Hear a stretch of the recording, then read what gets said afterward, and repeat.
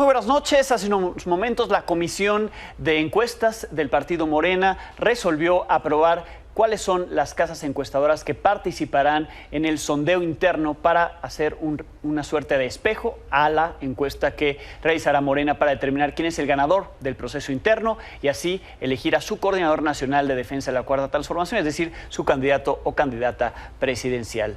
Me enlazo con Armando Martínez, quien tiene más información al respecto. Armando, buenas noches.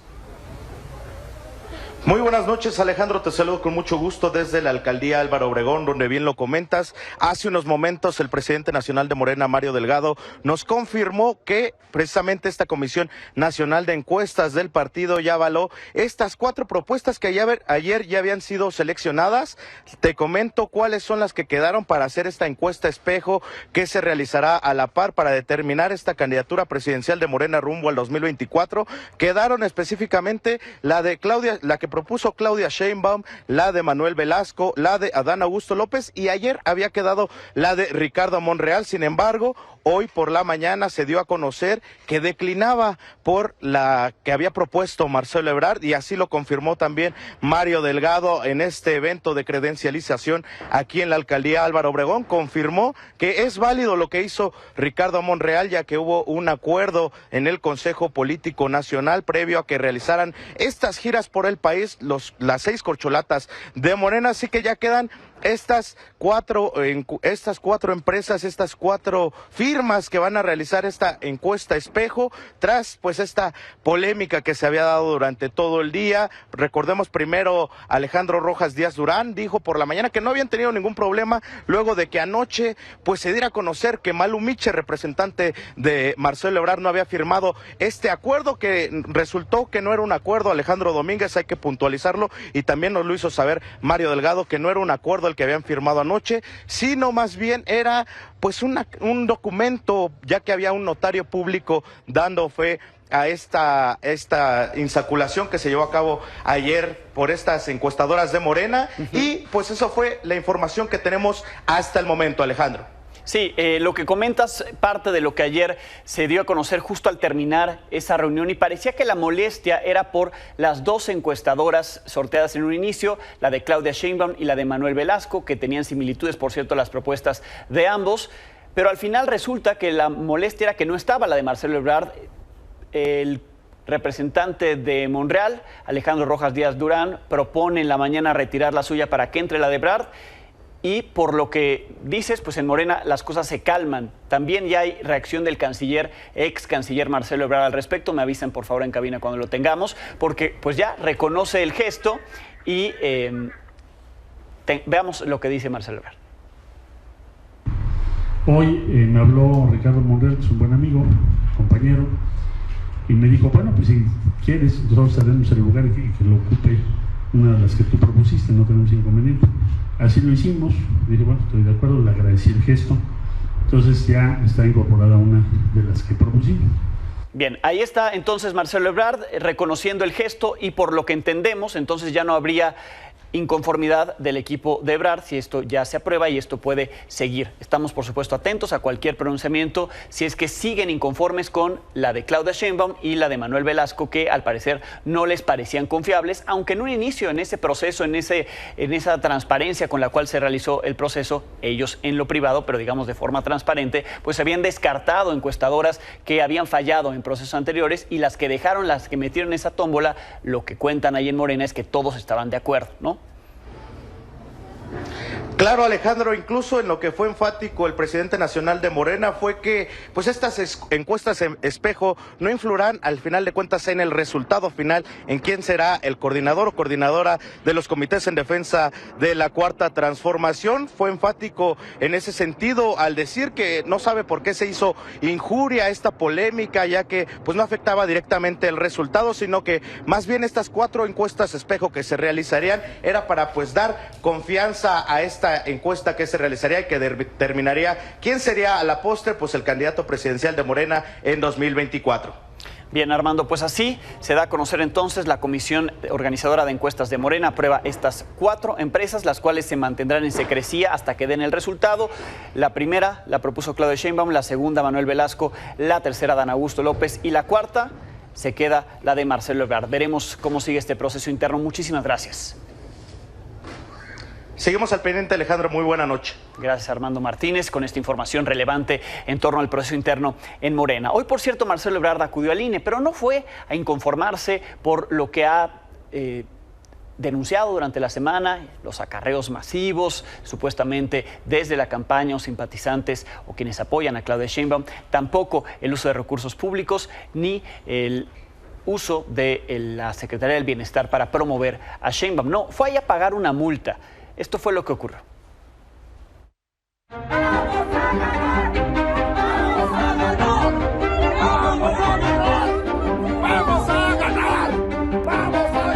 Marcelo, las mujeres feministas estamos contigo. Claudia es una mujer que nos violenta, que nos calumnia. Vine a cubrir esa multa y a decir, con todo respeto al Instituto Nacional Electoral, que vamos a seguir manifestando nuestras ideas y que desde luego no puede haber otra vía para ganar la encuesta que no sea pensar y compartir con el pueblo lo que proponemos cada quien. Este día quiero ratificar ante ustedes que nosotros seguimos adelante, no estamos pensando irnos a ningún lado.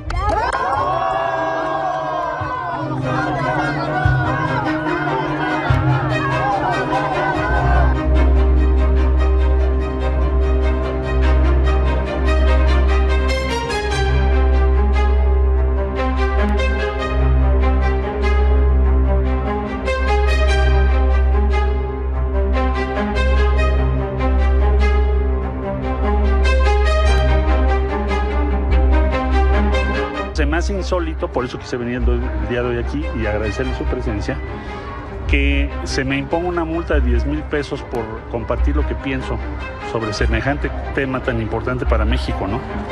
Voy a seguir compartiendo lo que pienso. Si me ponen otra multa, pues ni modo. No es desacato, no es querer estar por más allá de lo que dicen las normas. La multa fueron 10,000 pesos y pues ni modo, ya estoy haciendo mi guardadito porque seguro va a haber otras. Los que quieren que me vaya yo son los que están perdiendo. Nosotros vamos muy bien. Mira, si permiten, cosa que creo que va a ocurrir, si permiten que la gente decida libremente en una boleta, cosa que planteamos desde el principio, no tengo la menor duda que vamos a ganar esta encuesta. Entonces yo no me voy a ir a ningún lado si me denunció el movimiento. Los 10,000 pesos de hoy los presentó el diputado del Movimiento Ciudadano en contra mía. Son los que más denuncias presentan contra el servidor. Yo no me voy a ir de Morena porque voy a ganar la encuesta. Gracias a todas.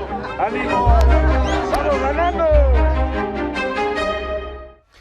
Ebrard salió del INE y en el camino, eso dice, se encontró esto. Es una barda en la cual estaban promocionales de él, estaba su imagen, estaba eso con Marcelo, los logotipos, ¿no?, de su campaña interna que vemos en muchas bardas del país.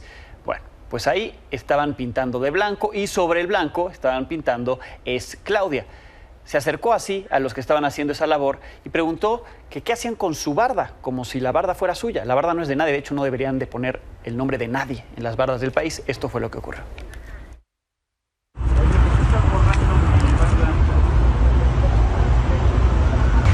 Las evidencias de la guerra sucia que hacen contra Marcelo Ebrard, es la guerra sucia, sus bardas están pintadas, ustedes son trabajadores, yo soy una persona civil que me doy. Y Claudia Sheinbaum tuiteó esto hace algunas horas, colocó esta publicación en Twitter.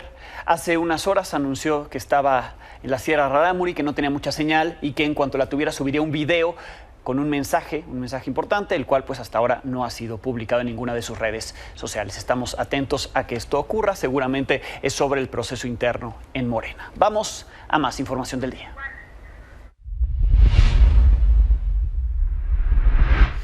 Otra de las corcholatas de Morena, el del verde ecologista Manuel Velasco, fue retenido en Coatzacoalcos, Veracruz, por la policía estatal. Le cerró el paso, lo encañonó a él y a su chofer. Hasta ahora las autoridades de Veracruz no se han pronunciado al respecto. El aspirante presidencial pues narró parte de lo que vivió ahí y que no había, hasta esta tarde no había hablado con Cuitláhuac García, con el gobernador de la entidad.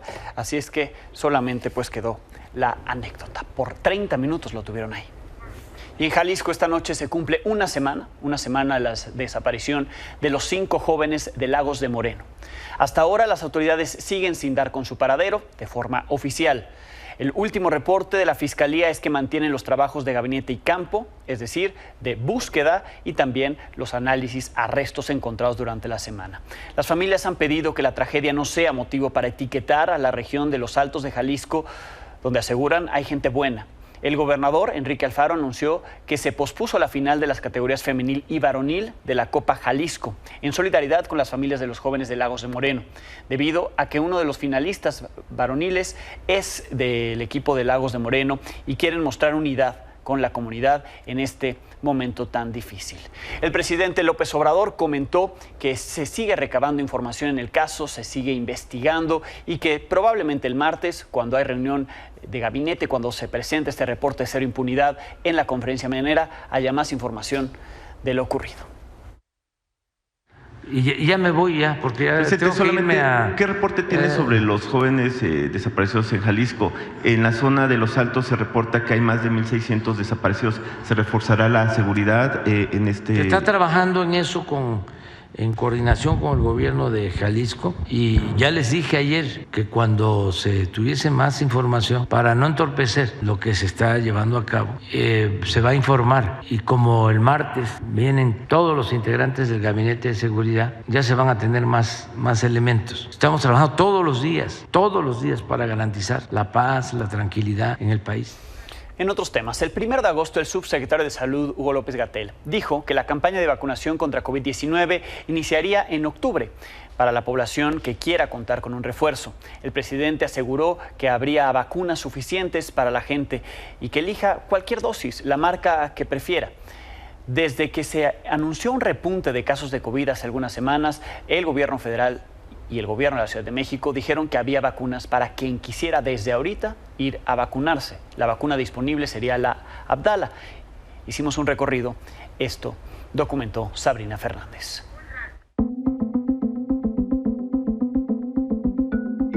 Pero no tenemos, se acaba de terminar. No, hasta octubre, por favor. ¿Hasta octubre? Sí. En las últimas semanas, los casos de COVID-19 se han incrementado en el país. Sin embargo, el gobierno federal llamó a no alarmarse porque hay vacunas. Nosotros tenemos vacunas, ¿sí? Y son vacunas certificadas y es gratuito. ¿Cuáles vacunas dispone actualmente el gobierno para iniciar esa campaña? De todas. O sea, hay de todas ahorita, de todas las marcas de todas disponibles. Las vacunas, de todas. Pero no hay tal disponibilidad de vacunas. En la Ciudad de México, donde los encargados de la vacunación dicen tener dosis para quien quiera vacunarse, que sea mayor de 18 años, la realidad es otra. En algunos centros de salud habrá hasta octubre, y solo para adultos mayores. En otros, donde sí las aplican, están limitadas a 10 por día, y solo hay una marca, la cubana Abdala. Este es el segundo lugar que vengo y no tienen vacunas. El frasco es para 10 personas. Entonces el frasco que abrí yo hoy ya se terminó y ya son la una. Entonces pues ya no va a dar tiempo a recolectar otras 10 personas. Ok. Sí, por eso lo abro desde las 8:30 al transcurso del día. Pues estoy buscando gentes para aplicar y ya se meter. Si alguien encuentra oportunidad de acudir a alguno de los puestos de vacunación que están activos y no han dejado de estar activos en la Ciudad de México y en las 31 demás entidades federativas, que lo hagan, no hay ningún problema. Milenio recorrió distintos centros de salud. En todos, solo pueden aplicar 10 vacunas al día. Una vez que la cápsula se termina, enfermeros y enfermeras tienen instrucciones de no abrir otra hasta el día siguiente. Se reunían 10 personas, se les hablaba un día antes y se les citaba. Tenían las 10 personas, se aplicaba y así la estábamos manejando porque no se puede esa vacuna. Se terminaron los 5 frascos y hasta ahorita no nos han surtido de vacuna. De acuerdo a testimonios, el control de vacunas es por igual.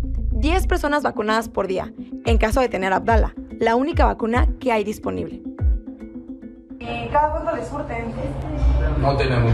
O sea, hoy nos llega y no nos dicen dentro de un mes te traigo vacuna. El Centro de Salud, Dr. Gustavo Rovirosa, en Coyoacán, lleva casi un año sin aplicar una sola vacuna contra COVID. ¿Cuánto tiempo puedes pasar sin vacuna? ¿Aquí? Ajá. ¿Qué tal? No, ya lleva como casi un año que no tenemos vacuna. Lo que pasa es que, por ejemplo, teníamos, se terminó y nos dijeron, no, quién sabe en cuántos meses vuelva. Y como al mes, ¿verdad, hija? Volvieron a mandar. Ahorita nos la terminamos y no sabemos. La verdad es que no tenemos un plan de trabajo estructurado porque desde arriba no nos dicen. El Centro de Salud del Zócalo de la Ciudad de México, en Plaza de la Constitución 7, enfrente de Avenida Francisco y Madero y 16 de septiembre, cierra fuera del horario oficial. El doctor responsable se va a la 1 de la tarde. A pesar de que en la página web del Gobierno de la Ciudad de México se especifica que los horarios de atención son de lunes a viernes de 8 de la mañana a 8 de la noche. Se abre un frasco para 10 personas. Solamente los jueves. Sí, solamente los jueves. Los ciudadanos que buscan una vacuna tienen que recorrer distintos centros de salud, con suerte, y son de los 10 vacunados por día, solo con Abdala, que aunque Cofepris aprobó, no lo ha hecho la Organización Mundial de la Salud. Desafortunadamente aquí en México llevamos 11 meses con Abdala, no tenemos acceso a la vacuna bivalente y hay que hacerlo claro el mensaje. Ya no es una emergencia sanitaria, ya pasó esa época, ya no tiene por qué ser un asunto de seguridad nacional la vacunación. Debemos, los mexicanos, tener derecho a escoger la vacuna que consideremos que sea la mejor, la que nos pueda proteger. No tenemos por qué ponernos una vacuna cuya calidad es dudosa. Para Milenio Noticias, Sabrina Fernández. En otros temas, la Presidencia de la República, a través de su Consejería Jurídica, impugnó la resolución del ministro Luis María Aguilar que ordena la no distribución de los libros de texto gratuitos a nivel básico en el estado de Chihuahua. Presidencia considera que eso viola diversos artículos de la Constitución. Lamentó que el ministro actúe flagrantemente en contra de los derechos fundamentales como son la educación y el interés superior de los menores. Solicitó a los 11 ministros que integran el Pleno de la Corte ordenar la inmediata distribución de los libros para garantizar el derecho a la educación de los estudiantes de Chihuahua. Este anuncio lo hizo también a través de redes sociales el gobierno federal. Ahí agregó que de no revocar la resolución causará daño irreversible a cientos de miles de estudiantes de Chihuahua, reiterando que el gobierno estatal tiene obligación legal de distribuir el material ya entregado por la SEP, considerando que es improcedente la resolución del ministro de suspender su distribución. Hace unos días entrevisté en el estudio a Diego Micher. Él habló sobre el análisis que hizo a los datos del Consejo Nacional de Humanidades, Ciencias y Tecnología, el CONACYT, con H, que ha limitado las becas en posgrado, en particular las becas de manutención. En el posgrado, en México, no se permite trabajar a la par de estar estudiando, por lo que quienes cursan uno necesitan esas becas de manutención para no tener la necesidad de trabajar. El CONACYT ha cancelado muchos de estas becas, de estos apoyos. Aquí lo que me dijo. ¿Pudiste estudiar, analizar el impacto que tiene en los posgrados, en los programas de posgrado, esta nueva ley de ciencia, ¿no? Los cambios de los cuales hemos hablado en este espacio? ¿Qué te encontraste? Sí, como bien mencionas, hay una nueva ley de ciencia, pero también con eso viene un nuevo sistema nacional de posgrados que tiene reglas completamente diferentes. Con lo que nos encontramos son esencialmente reglas arbitrarias, formas de categorizar para castigar instituciones que se rebelan y una gran cantidad de posgrados que se quedan sin beca. En primer lugar, es importante destacar que esta nueva forma de clasificar las becas pone en la propia base de datos de CONACYT si tu posgrado es elegible, no elegible o si se encuentra en revisión. Lo que encontramos es que hay instituciones cuyos posgrados, o sea, el 100% de sus posgrados son no elegibles o en revisión, lo que quiere decir que no van a tener beca ni uno solo de sus todos los posgrados que tienen una universidad pueden ser no elegibles. Exacto, ningún posgrado. Y los más preocupados, bueno, de ese caso está, por ejemplo, la Universidad Iberoamericana, que no tiene uno solo de sus posgrados elegibles para beca. Pero también están las universidades pequeñas, digamos como los tecnológicos locales, de las entidades federativas, que ni una sola beca van a recibir de CONACYT, de acuerdo con la propia base de datos de CONACYT. Esa es la primera. La segunda es que vas viendo cuáles son las universidades más afectadas en términos de cuántos alumnos se quedan sin beca. Las dos universidades más afectadas son la Universidad de Guadalajara. La UDG. Y exacto. Y la Universidad de Veracruz, la Universidad Veracruzana. El caso de la UDG, el caso es impresionante. De hecho, es la universidad con la mayor cantidad de posgrados que se quedan sin beca. De los 210, más o menos unos 35, solo 35 tienen beca. La semana pasada, de estas 2 semanas que estuvimos haciendo el análisis, descargamos la base de datos.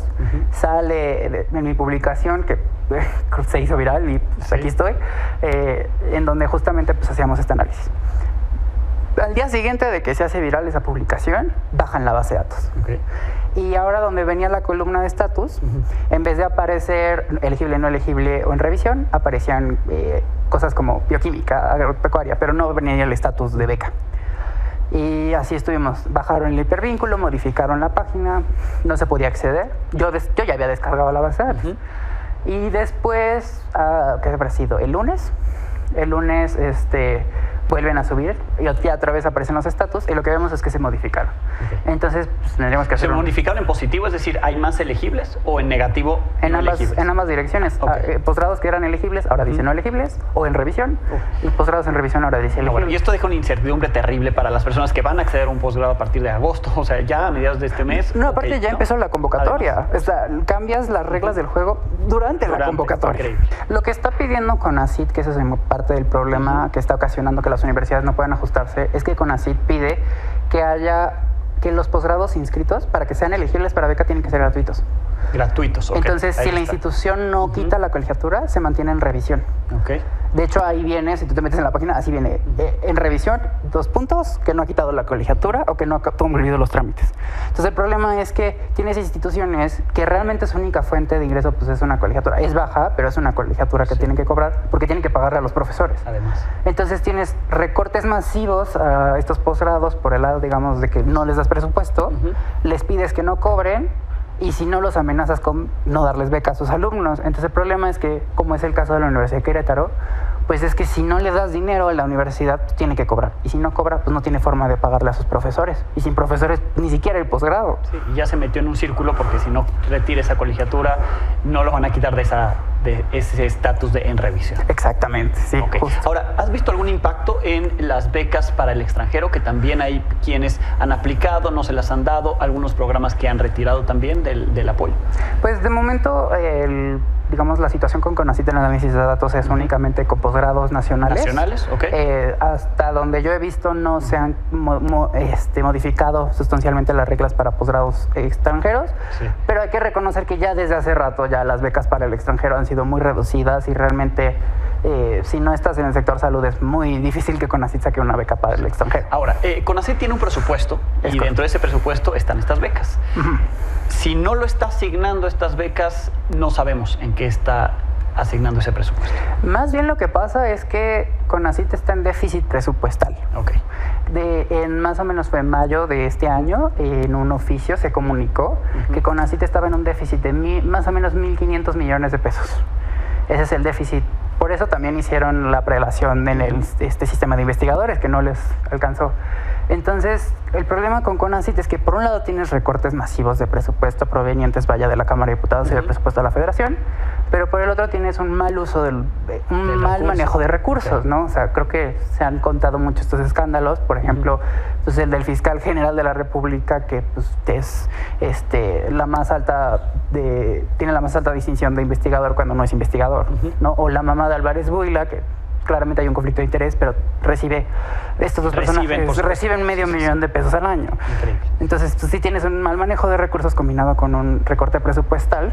Entonces, pues, lo que termina pasando es que pues no es que haya, o sea, no hay dinero y lo poco que tienen lo están administrando mal. Muchísimas gracias. Claro, un gusto. El huracán Hillary ya es categoría 4 desde esta mañana. Baja California Sur se encuentran en alerta roja. Se esperan fuertes lluvias en estados como Guanajuato, también aquí en la Ciudad de México, el Estado de México, Morelos. En Sinaloa se reportó el primer fallecimiento debido al paso o a la cercanía de este huracán.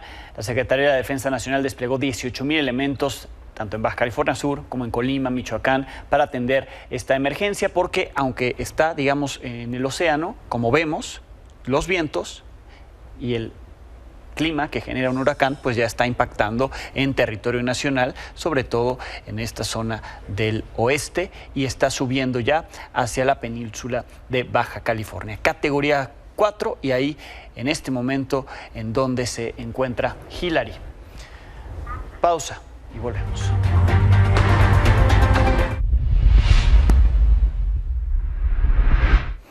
Las boyas que están en la frontera de Piedras Negras e Eagle Pass, Texas, siguen ahí, pero en Texas las están haciendo hacia Estados Unidos porque se reconoció que estaban invadiendo territorio mexicano. Mi compañero Omar Brito recorrió la zona.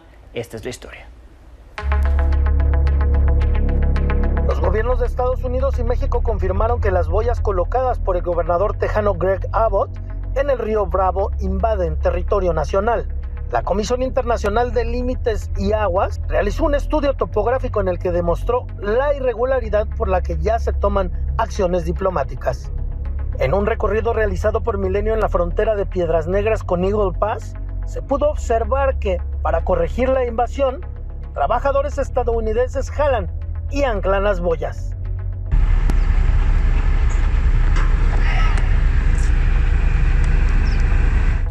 El día de hoy ya está corrigiendo el gobierno de Texas estas boyas que estaban invadiendo y que está confirmado que estaban más del lado mexicano. Bueno, el día de hoy las están anclando, están alineando este muro flotante para que no siga invadiendo nuestro territorio. Llegar al lugar no es fácil. Hay que caminar varios kilómetros desde la carretera, brincar alambrado en una zona boscosa donde, en otra época, se reportaba presencia criminal. Incluso, con machete en mano, vigilantes de los ranchos aledaños se acercan. ¿Quién nos dejó entrar? ¿Tú estás encargado aquí? Sí. Ya más tranquilo, Roberto nos cuenta lo que ve frente al río que ha cobrado la vida de miles de migrantes, el movimiento de los últimos días y lo que opina de la nueva barrera flotante. Pues está mal, ¿verdad? Porque pues ellos no quieren que uno se arrime a pescar allá y ellos sí quieren venir a pescar a ellos aquí. Sí, más que ellos pescan en vez de comida, pescan ilegales. Las boyas continuarán ahí por tiempo indefinido, amenazando la vida de quienes buscan el sueño americano. Todo esto es con una excusa de seguridad nacional.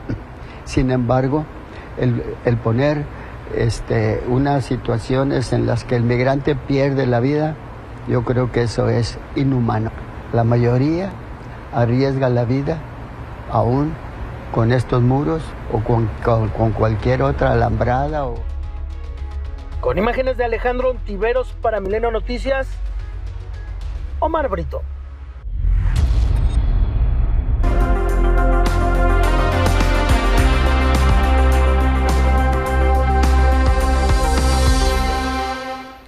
Me acompaña como cada viernes en este espacio Eunice Rendón. Eunice, bienvenida. Hola, ¿cómo estás? Buenas noches, Alejandro. Hemos notado un aumento de los flujos migratorios. Presentábamos esta semana cómo se han acumulado en Juchitán, en Oaxaca, pero vemos los que están llegando a la zona fronteriza que a pesar de esas boyas flotantes siguen intentando cruzar Estados Unidos y en otras partes del país. Es decir, vemos una concentración masiva de migrantes en distintas partes de México.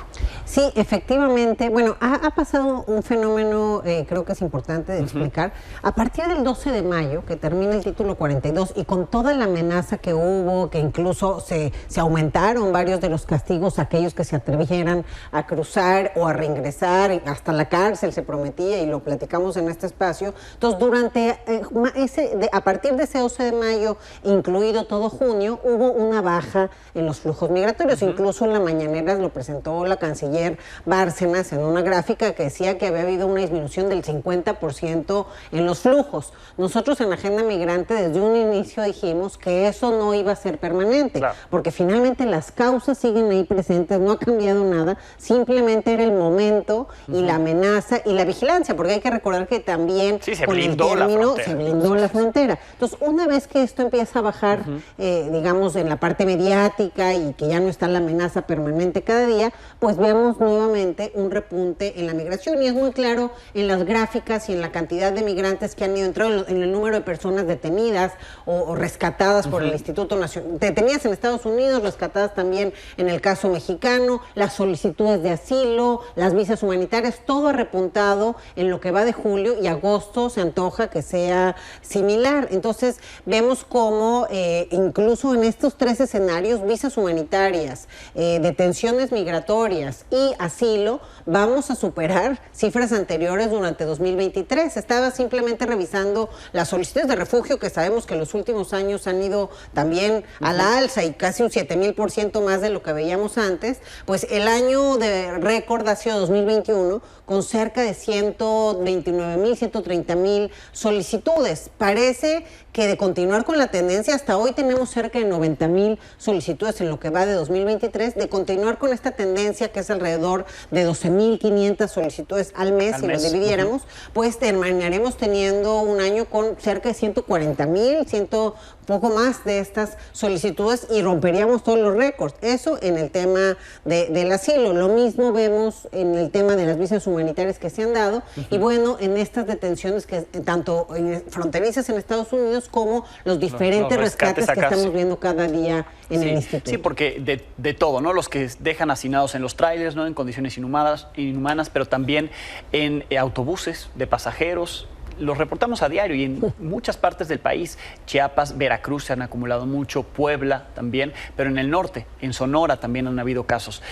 Digamos que este fenómeno, pues sí, se calmó con el título 42 cuando entró en vigor el título 8, pero para el verano aumenta. Aumenta, y además hay otras condiciones climáticas. También. Algunos de los migrantes narraban también que el paso por el Darién mejoró porque bajaron las aguas, entonces eso les permitía pasar de manera más fácil.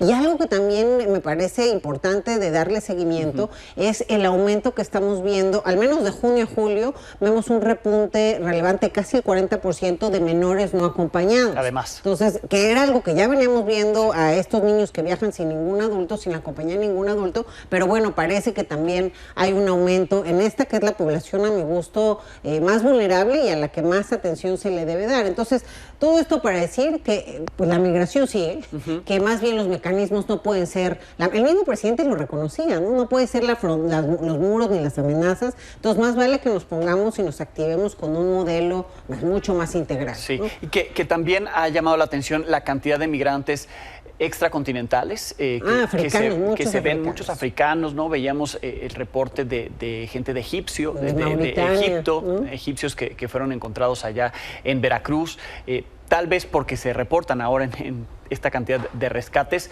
pero pues sí, se está convirtiendo México en un lugar en el que pasan personas de muchas partes del mundo, ¿no? Y que el sueño o la esperanza para ellos sigue siendo Estados Unidos. Yo creo que ahí hay un impacto también de lo que está sucediendo en Europa. Muchos de estos migrantes africanos antes viajaban a Europa. Hay que recordar que apenas hace unos meses o un mes hubo una desgracia terrible en el Mediterráneo. Más de 500 también, migrantes ahí. Todos los temas que incluso el tema que está sucediendo en Francia también genera mayor alerta del gobierno y mayor securitización. Entonces, todo este fenómeno de securitización europeo y este tipo de desgracias como en el Mediterráneo y la amenaza que pudiera tener el migrante al llegar a Europa, pues creo que termina también repercutiendo en migrantes que viajan ahora por México queriendo llegar a Estados Unidos, y creo que eso se debe, siempre hemos tenido migrantes de todos lados, pero sí creo que ha habido un repunte de este tipo de migrantes y tiene que ver también con el fenómeno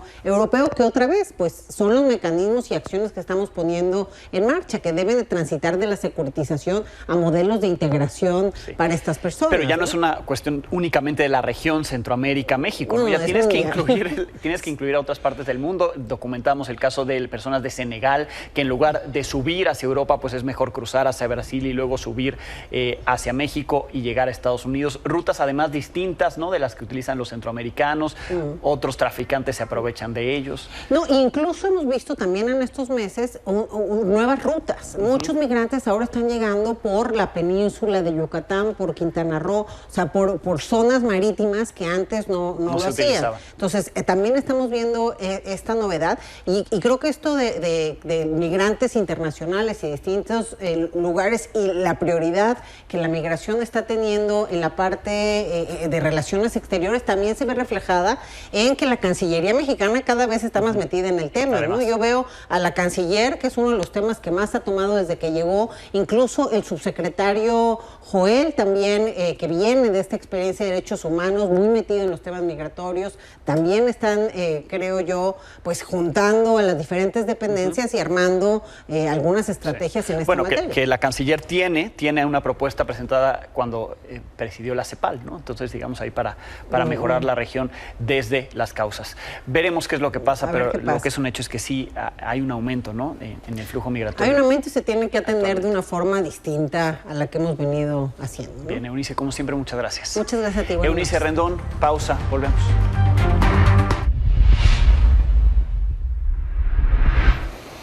A 2 días de las elecciones en Ecuador, la elección presidencial, la familia del candidato asesinado el pasado 9 de agosto, Fernando Villavicencio, interpuso una denuncia contra el gobierno ecuatoriano por el asesinato por omisión dolosa. El abogado de la familia dijo que el gobierno de Guillermo Lasso debe velar por la seguridad de Villavicencio y argumentan que hubo un abandono del Estado. Por su parte, el gobierno ecuatoriano rechazó las denuncias, solicitó que no se politice el caso. El domingo es la elección. En Guatemala también hay elecciones presidenciales. Los protagonistas serán, le decía yo ayer, la ex primera dama Sandra Torres y Bernardo Arévalo de Movimiento Semilla. Al respecto, el presidente guatemalteco, Alejandro Gimatei, defendió la labor de su gobierno y aseguró que pese a que había dudas, que se había señalado que no iba a haber segunda vuelta, que los comicios no serían limpios, hubo primera y habrá segunda vuelta, en la que, por cierto, su partido no compite. Hubo quienes dijeron que no íbamos a tener ni el 25 de junio elecciones, que yo me iba a quedar en el poder. Después, que no tendríamos votación el próximo domingo, o que estábamos dispuestos a no entregar el poder el 14 de enero. Pero ya vieron, estos agoreros de la mala suerte estaban equivocados. Y aquí estoy para presentarles hechos que contradicen esas afirmaciones, porque la mentira luce hasta que la verdad aparece. Los veo el lunes, 21 horas.